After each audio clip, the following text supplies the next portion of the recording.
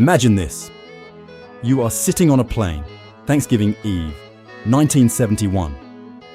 The man next to you is calm, well-dressed. He orders a bourbon, he smiles politely, and then he tells the flight attendant he has a bomb. What happens next is the only unsolved air hijacking in the entire history of the United States. Welcome to the Untold case. Today, D.B. Cooper, the man who committed the perfect crime, vanished into thin air and was never found. November 24th, 1971, Portland International Airport, Oregon, United States. It is 4:58 in the afternoon. The sun is already setting. The airport is busy. Thanksgiving travelers everywhere. Families, businessmen, students going home. A man walks up to the ticket counter. He is alone. Mid-40s, dark suit, white shirt, black tie, sunglasses. He is calm, completely calm.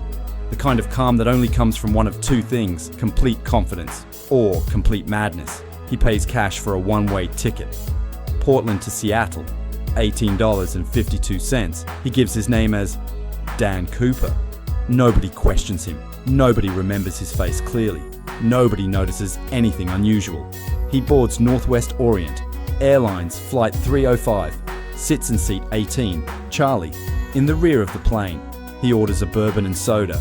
He lights a cigarette, and he waits. The plane takes off at 5:10 p.m. 36 passengers on board, 6 crew members. 20 minutes into the flight, the man reaches into his briefcase. He pulls out a small piece of paper. He hands it to the flight attendant. Florence Schaffner. Florence assumes it is a phone number. A lonely businessman hitting on her. She puts it in her pocket without reading it. The man leans forward very slowly, very quietly, and says, "Miss, you had better look at that note." Florence takes the note out of her pocket. She opens it. It reads, "I have a bomb in my briefcase. I want you to sit next to me." Florence looks up at him. He is already looking at her. Still calm. Still completely calm. She sits down. He opens the briefcase. Just slightly. Just enough for her to see inside. Red cylinders, wires, a battery. Florence Schaffner, in that moment, believed she was going to die. The man closed the briefcase, adjusted his tie, and told her his demands. $200,000 in cash, 4 parachutes, 2 primary parachutes, 2 reserve parachutes, a fuel truck standing by in Seattle, and a flight to Mexico City after refueling. Then he picked up his bourbon and took a sip. Florence carried the note to the cockpit. Captain William Scott read it. He immediately contacted ground control. Ground control contacted the airline. The airline contacted the FBI. The decision came back quickly. Pay him. The plane circled Seattle for 2 hours, while the FBI and airline scrambled to gather $200,000 in cash. Say Cuspo. Back in the cabin, the man was perfectly relaxed. He ordered another bourbon. He chatted politely with Florence. At one point, he offered to order her a meal. She declined. The FBI moved fast. They gathered the money in used $20 bills. But before handing it over, they did something very important.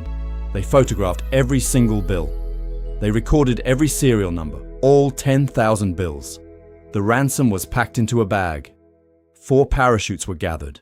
The plane landed in Seattle at 5:45 p.m. The man reviewed the money carefully. He checked the parachutes.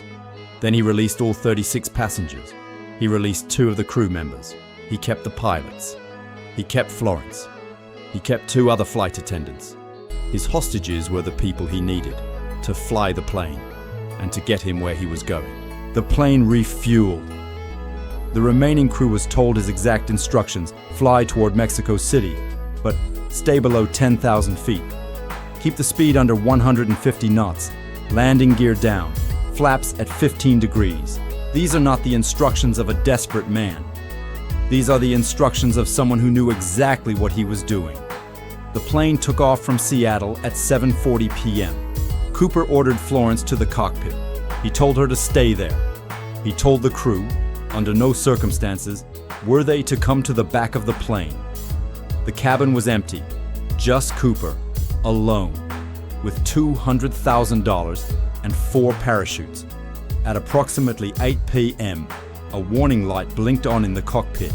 The aft air stair, the fold-down staircase at the rear of the aircraft, had been activated. The captain called back on the intercom. "Is there anything we can do for you?" One last time, the calm voice of DB Cooper came over the line.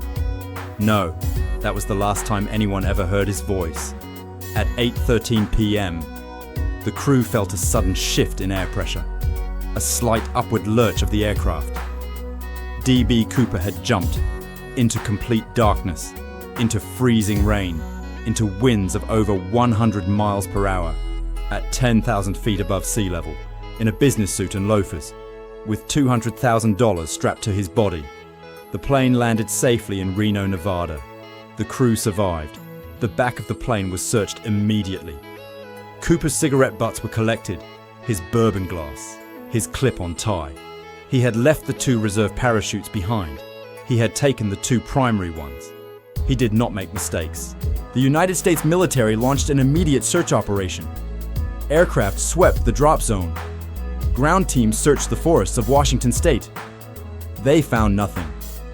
The FBI launched one of the largest criminal investigations in American history. Over the next 45 years, they would investigate more than 1,000 suspects. They found nothing. But then, 8 years later, something happened. February 1980. A family was camping on the banks of the Columbia River near Vancouver, Washington.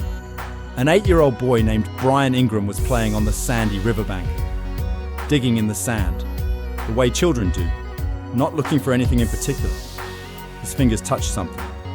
He pulled it out. A bundle of rotting paper, falling apart.